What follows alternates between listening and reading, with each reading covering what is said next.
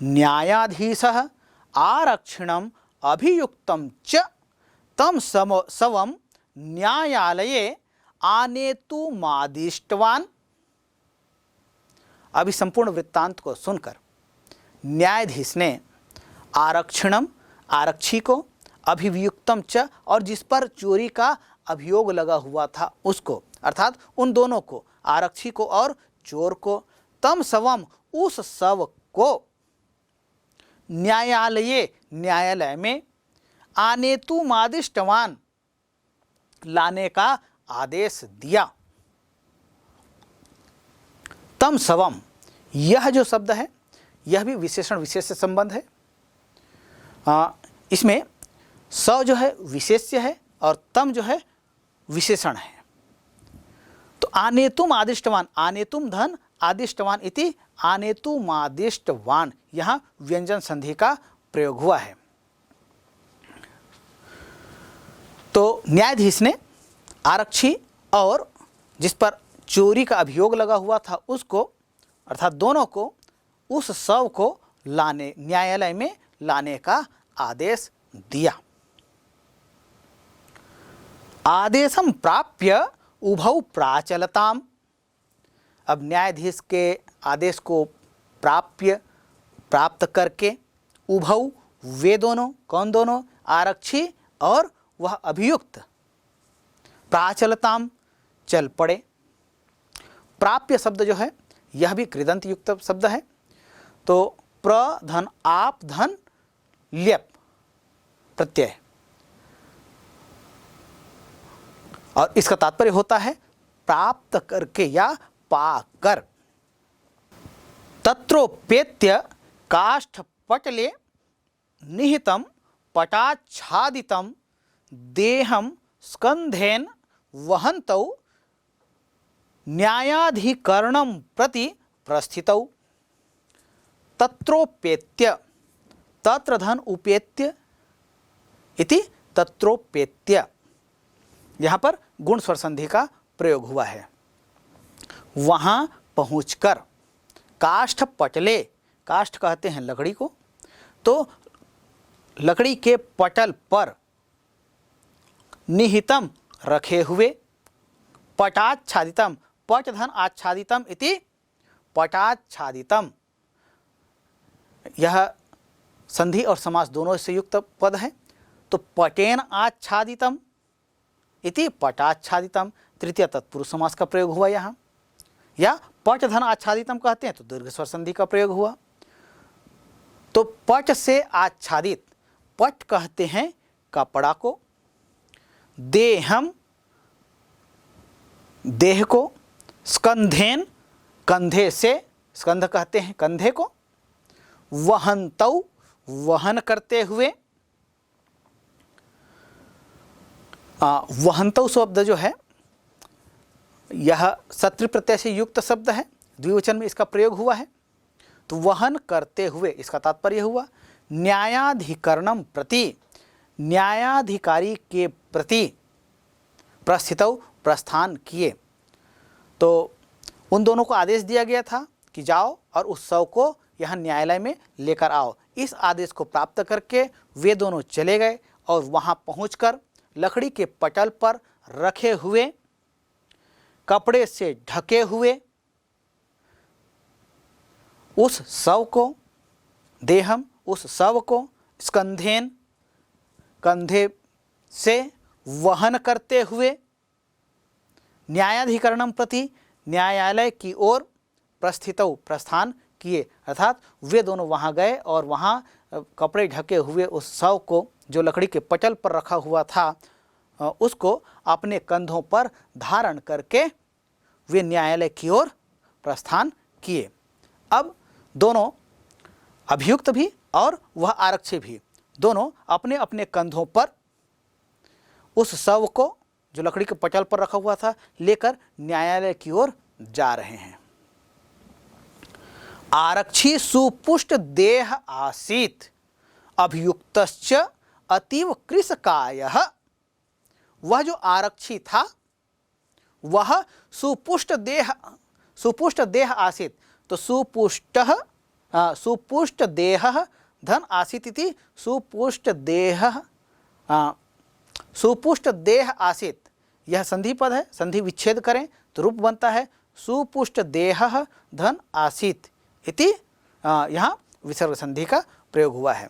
तो आरक्षी जो था वह हट्टा कट्टा था, क्योंकि वह गांव में रहता था और गांव में रहकर पता नहीं इस तरह के कितने कृत्यों को वह करता था, जिससे लोग अनजान थे, जानते नहीं थे।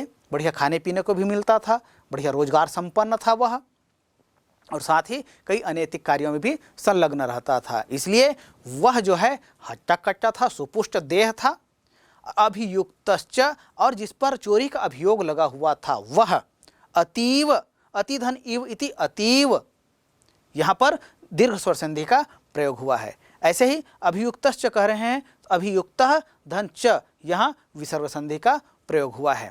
तो अभियुक्तश्च अतीव कृशकायः, कृश कहते हैं दुर्बल, जिस पर अभियोग लगा हुआ था वह निर्धन था, बहुत अधिक परिश्रम करता था, फिर भी कुछ ही पैसे वह कमा पाता था। तो बहुत अधिक परिश्रम करने से उसका जो शरीर है वह कैसा हो गया था, वह दुर्बल हो गया था। तो अभियुक्तश्च अतीव कृशकायः, अभियुक्त जो था वह कृशकाय था, अर्थात बहुत अधिक दुर्बल था। भारवतः, भारी होते हुए, शवस्य, शव को, स्कंधेन, कंधे से, वहनम, वहन करते हुए, तत्कृते, उसके लिए, दुष्कर्म आसीत, उसके लिए दुष्कर था, अर्थात कठिन था। तो भारवतः शवस्य स्कंधेन वहनम तत्कृते दुष्कर्म आसीत। देखिए, व्यक्ति का शरीर अलग होता है, लेकिन जब प्राण शरीर में न हो तो वह शरीर जो है भारी हो जाता है। तो ऐसा वह जो शव था वह भारी हो गया था, और उस भारी शरीर को, उस भारी शव को और उस भारी लाश को अपने कंधे से वहन करना, उस के लिए, किसके लिए, उस निर्धन व्यक्ति के लिए जो कृशकाय था उसके लिए दुष्कर्म आसीत, दुष्कर था, अर्थात कठिन था। दुष्कर्म संधियुक्त पद है, संधि अलग करें, दुधन कर्म इति दुष्कर्म, यहाँ विसर्ग संधि का प्रयोग हुआ है, अर्थात कठिनता से योग्य किए जाने योग्य वह कार्य था। तो वह व्यक्ति जो सुपुष्ट देह वाला था, हट्टा कट्टा था, वह तो बढ़िया मज़े से चले जा रहा था, आनंद से जा रहा था, लेकिन यह निर्धन व्यक्ति, यह इसको भार लग रहा था, इसको दुख हो रहा था, इतना भारी है कैसे मैं ले जाऊंगा, इस तरह से वह सोच रहा था। और साथ ही साथ वह बीच बीच में क्रंदन करता था, अर्थात रुदन करता था, अरे रोको रोको, थोड़ा मेरा कंधा दुख रहा है, थोड़ा यहाँ रोक लेते हैं फिर चलेंगे, इस तरह की वह बातें करता था। तो स वह भार वेदनया क्रंदति स्म, वह उस भार की पीड़ा से, उस शव भार की पीड़ा से, क्रंदति स्म, अर्थात वह क्रंदन करता था, अर्थात वह रुदन करता था, वह रोता था। लेकिन यह सुपुष्ट देह जो वाला जो आरक्षी था वह नहीं नहीं चलो चलो जल्दी चलो, ऐसा करके उसको खींचता हुआ बलात् ले जा रहा था। यहाँ पर स्म का प्रयोग हुआ है। स्म यह भूतकालिक एक प्रत्यय है। किसी वर्तमान कालिक क्रिया के साथ में यदि स्म प्रत्यय का प्रयोग किया जाए तो उस वर्तमान कालिक क्रिया का अर्थ जो है भूतकालिक हो जाता है। जैसे क्रंदति, इसका तात्पर्य होता है रोता है, लेकिन यहाँ पर स्म का प्रयोग हुआ, क्रंदति स्म, तो इसका तात्पर्य होता है रोता था, अर्थात वह भार की पीड़ा से रोता था, चिल्लाता था। तस्य क्रंदनम, उसके, तस्य क्रंदनम निशम्य मुदित आरक्षी तमुवाच, रे दुष्ट तस्मिन् दिने त्वया अहम चोरिता या मंजुषा या ग्रहणात् वारितः। तो वह व्यक्ति जब क्रंदन करता था, वह रोता था, तो उसके उस क्रंदन को निशम्य सुन कर, मुदित अर्थात आनंदित होता हुआ, आरक्षी वह आरक्षी था, वह तमवाच उसको बोला, क्या बोला? रे दुष्ट, अरे दुष्ट, तस्मिन दिने, उस दिन, त्वया, तुम्हारे द्वारा, अहम, मैं, चोरिता या चोरी किए गए, मंजुषा या मंजुषा के, ग्रहणात, वारितः, पकड़ लिया गया। उस दिन मैं, तुम्हारे द्वारा मैं चोरी किए गए मंजुषा के साथ पकड़ लिया गया था। इदानीम निज कृत्यस्य फलम भुंक्ष्व, और अब ये जितना घटनाक्रम हो रहा है सब उसी का फल है। तो इदानीम, इस समय, निज कृत्यस्य, अपने कृत्य का, अपनी करनी का, फलम भुक्ष्व, अर्थात फल भोगो। यदि तुम मुझको उस दिन नहीं पकड़े होते तो तुम बढ़िया सुख से रहते, आराम से रहते, तुम्हारे पास कोई विपत्ति नहीं आती, लेकिन तुमने मुझको पकड़ लिया गया, तुम्हारे द्वारा मैं पकड़ लिया गया, इसलिए सारी विपत्ति अब तुम पर आई है। अब इसलिए अब जो भी होगा वो सबका फल तुम भोगो। ऐसा वह आरक्षी उस निर्धन व्यक्ति को, जो कृषकाय था, उसको कहने लगा। और फिर आगे कहता है, क्या कहता है?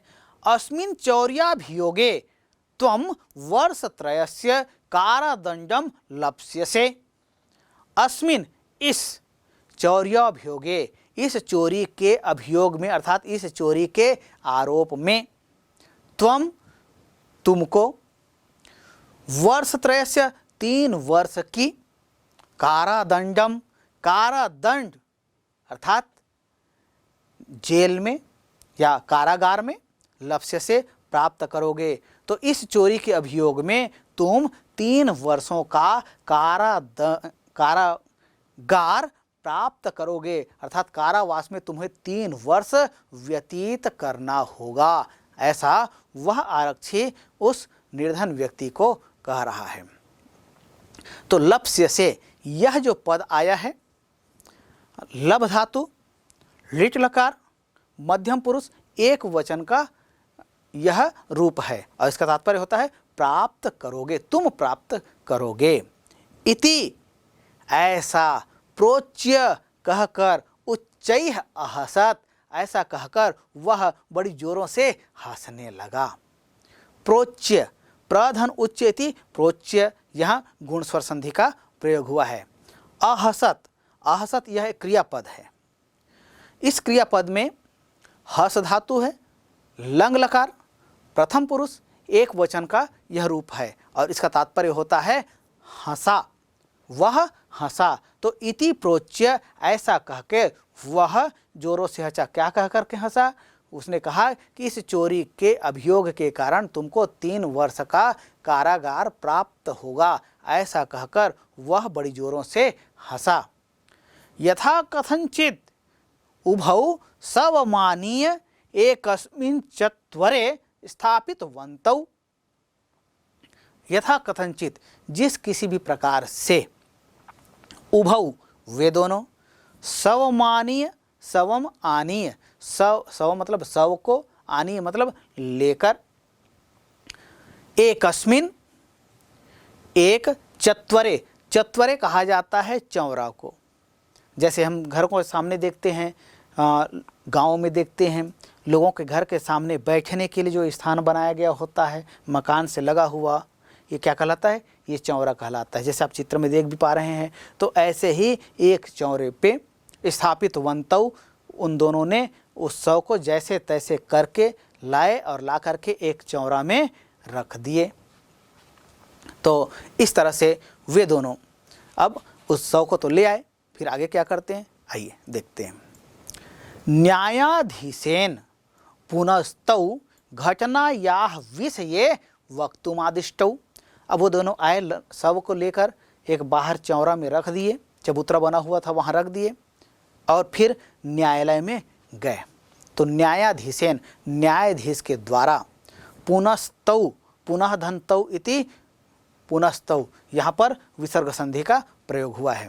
घटना या विषय, घटना के विषय में, वक्तुम आदिष्टौ, बोलने के लिए आदेश दिया गया। तो न्यायाधीशेन, न्यायाधीश मूल शब्द है, तृतीय विभक्ति एक वचन का यह रूप है। इसका तात्पर्य होता है न्यायाधीश के द्वारा पुनस्तौ फिर से उन दोनों को घटना या विषय घटना के विषय में वक्तुम आदिष्टौ, यहाँ पर वक्तुम धन आदिष्टौ संधि हुई है, यहाँ पर व्यंजन संधि का प्रयोग हुआ है। तो उन दोनों को फिर से घटना के विषय में कहने के लिए आदेश दिया गया। अर्थात न्यायाधीश ने कहा कि चलिए ठीक है, तुमने मेरा काम कर दिया, मैंने जो कहा था उसको ले आए, अब क्या हुआ था, क्या कह रहे थे, क्या क्या घटना हुआ, ये फिर से एक बार कहो, ऐसा न्यायाधीश ने कहा। तो आरक्षिणी निज पक्षम प्रस्तुतवती आश्चर्यम घटत सवः प्रावारकम सार्य न्यायाधीशमभिवाद्य निवेदितवान। अब जैसे ही आदेश प्राप्त हुआ न्यायाधीश का, तो आरक्षी के द्वारा निज पक्षम अपना पक्ष प्रस्तुत किया। अब वो अपना पक्ष जो है प्रस्तुत करने लगा। अब वो जब अपना पक्ष प्रस्तुत कर रहा था तभी आश्चर्यम घटत, तभी आश्चर्यम धन अघटत इति आश्चर्यम घटत, यहाँ पर व्यंजन संधि का प्रयोग हुआ है। आश्चर्य घटित हुआ, अर्थात एक अनोखी घटना फिर हो गई। सवः, यहाँ भी संधि है, सह धन सवः इति सवः विसर्ग संधि का प्रयोग हुआ है। वह सव प्रावारकम सार्य, प्रावारकम धन अपसार्य इति प्रावारकम सार्य, प्रावारक कहते हैं उस आच्छादक को, अर्थात जिस पे उसको ओढ़ाया गया था, जिसको ढका गया था, तो उस ढके हुए कपड़े को अपसार्य हटाकर न्यायाधीशम भिवाद्य, न्यायाधीशम धन अभिवाद्य इति न्यायाधीशमभिवाद्य, न्यायाधीश को अभिवाद्य अभिवादन करके निवेदितवान कहने लगा। देखिए, अभी वह आरक्षी था, वह अपना पक्ष प्रस्तुत कर रहा था और तभी आश्चर्य घटित हुआ। वह सौ जो है जिस कपड़े से उसको ढका गया था, उस कपड़े को हटा करके उठ करके न्यायाधीश का अभिवादन करके न्यायाधीश से कहने लगा। क्या कहने लगा? मान्यवर एतेन आरक्षिणा अध्वनि यदुक्तम तद वर्णयामि। महोदय, इस आरक्षी के द्वारा अध्वनि, अध्वनि कहते हैं मार्ग में, तो मार्ग में यदुक्तम जो कहा गया है, तद वर्णयामि उसका मैं वर्णन करता हूं। तो मान्यवर, इस आरक्षी ने रास्ते में जो कुछ कहा है उसका मैं आपके सामने वर्णन करता हूं। क्या कहा? न्यायाधीश ने पूछा। तब वह जो सव था, जो अपना कपड़ा हटाकर अब न्यायाधीश के समक्ष आ गया और बोल रहा है, वह कहता है, क्या कहता है? त्वया अहम चोरिता याह मंजुषा याह ग्रहणात वारितः, तुम्हारे द्वारा मैं चोरी किए गए मंजुषा से पकड़ लिया गया। अतः निज कृत्यस्य फलम भुंक्ष्व, इसलिए तुम अपने कृत्य का, अर्थात तुम अपनी करनी का फल भोगो। अस्मिन् चौर्याभियोगे, इस चोरी के अभियोग में तुम वर्षत्रयस्य 3 वर्षों का कारादंडम, अर्थात कारादंड या कारावास लक्ष्य से प्राप्त करोगे इति। तो ऐसा इसने मार्ग में कहा। ऐसा उस जो शव था, जो लाश था, वह उठ करके न्यायाधीश से निवेदन करता है कि मार्ग में इस आरक्षी ने ऐसा ऐसा कहा है। अब जब वह लाश ही इस तरह से उठकर बैठ गया और न्यायाधीश से निवेदन करने लगा, तब तो दूध का दूध और पानी का पानी हो गया। तो न्यायाधीश ने आरक्षी को कारादंड मादिश्य, कारावास का आदेश देकर तम जन्म और उस व्यक्ति को ससम्मानम, सम्मान पूर्वक मुक्त किया। देखिए, यह जो उपाय था, जो घटनाक्रम हुआ, वास्तव में वह सब कुछ नहीं था। न्यायाधीश ने एक युक्ति लगाई और किसी व्यक्ति को वहाँ उस लकड़ी के पटल पर शव के रूप में लिटा दिया और एक कपड़े से उसको ढक कर रख दिया। फिर न्यायालय में किसी अपने कर्मचारी को ही यह पहले ही कह दिया था कि जिस समय ये लोग अपना घटनाक्रम कहते रहेंगे उस समय तुम आकर मुझको ऐसा ऐसा कहना, मैं ऐसा करूँगा। फिर उससे सच्चाई क्या है, क्योंकि अभी तक मेरे पास कोई प्रमाण नहीं है, तो मुझको प्रमाण की आवश्यकता है। तो ऐसा करके न्यायाधीश बंकिम चंद्र ने ये उपाय किया और उसके फलस्वरूप जो सच्चाई थी वह सामने आई। और सच्चाई सामने आने पर न्यायाधीश ने उस आरक्षी को जो वास्तव में दोषी था उसको कारादंड दिया, अर्थात उसको दंड दिया, उसको कारागार में भेज दिया, कारावास में भेज दिया।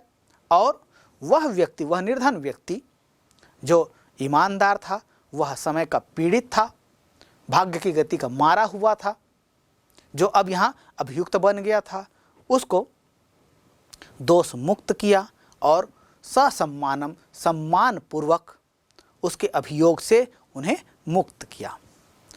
अतएवोच्यते, क्या? अतएव उच्यते, अतः एव धन उच्यते इति अतएव उच्यते। अतः धन एव, यहाँ व्यंजन संधि। इसी तरह से एव धन उच्यते, यहाँ गुण स्वर संधि का प्रयोग हुआ। तो इसलिए कहा गया है, क्या कहा गया है? दुष्कराण्यपि कर्माणि मति वैभवशालिनः नीतिं युक्तिं समावलंब्य लीलैव प्रकुर्वते। आइए, इस श्लोक, यह जो श्लोक है इसमें जो बातें कही गई हैं इन्हें तो हम समझेंगे ही। सबसे पहले व्याकरणिक तत्वों को देखते हैं। दुष्कराण्यपि, दुष्कराणि धन अपि इति दुह धन कराणि धन अपि इति दुष्कराण्यपि। दुह धन कराणि, यहाँ पर विसर्ग संधि का प्रयोग हुआ। कराणि धन अपि, यहाँ पर यण स्वर्ण संधि का प्रयोग हुआ। कर्माणि कर्म शब्द है और यह बहुवचन का रूप है। कर्मों को, अर्थात द्वितीय विभक्ति बहुवचन का यह रूप है। मति वैभवशालिनः, मति वैभव से संपन्न लोगों के द्वारा। नीति युक्तिम समावलंब्य, सम धन अवलंब्य इति समावलंब्य, यहाँ दीर्घ स्वर संधि का प्रयोग हुआ है। तो मति वैभवशालिनः, जो बुद्धि, प्रखर बुद्धि वाले जो लोग होते हैं, बुद्धि वैभव से संपन्न लोग होते हैं, उनके द्वारा नीति युक्तिम, नीति की युक्ति लेकर, अर्थात उचित नीति, नीतिम युक्तिम समावलंब्य, उचित नीति का आश्रय लेकर, उचित नीति का सहारा लेकर, दुष्कराणि अपि कर्माणि, अर्थात बहुत अधिक कठिनता से किए जाने वाले कार्यों को भी लीलयैव, लीला में ही, अर्थात खेल खेल में ही, प्रकुर्वते, कर देते हैं। अर्थात जो बुद्धिमान लोग होते हैं, बुद्धि संपन्न लोग होते हैं, ये विभिन्न नीतियों का उपयोग करते हुए, विभिन्न नीतियों का सहारा लेते हुए कठिन से कठिन कार्यों को भी लीला के माध्यम से, अर्थात खेल खेल में ही सहज रूप में संपन्न कर देते हैं। जैसे हमने इस पाठ में देखा विचित्र साक्षी में कि यहाँ जो न्यायाधीश है बंकिम चंद्र जी, उन्होंने खेल खेल के माध्यम से ही उस जटिल समस्या को, जिसका कोई प्रमाण नहीं था, कोई साक्ष्य नहीं था, उसका उन्होंने किस तरह से सरल रीति से एक निष्कर्ष निकाला, एक उपाय किया और साक्षात प्रमाण उन्होंने अपने सामने उपस्थित किया और फिर वो सही निर्णय करने में समर्थ हुए। तो इस तरह से कहने का तात्पर्य यह है कि जो बुद्धिमान लोग होते हैं वे नीति की बातें करते हैं और नीति की बातें करते हुए जटिल से जटिल स्थितियों में भी उचित रास्ता वे निकाल लेते हैं, या कहें कि कठिन से कठिन स्थितियों में भी उचित समाधान वे प्राप्त कर ही लेते हैं। या कहें कि बातचीत एक ऐसा माध्यम है जिसके माध्यम से हम विभिन्न कठिन स्थितियों में भी मार्ग बना सकते हैं। इसलिए हमें हमेशा संवाद की स्थिति निर्मित करनी चाहिए। यह हमें इस पाठ से शिक्षा मिलती है।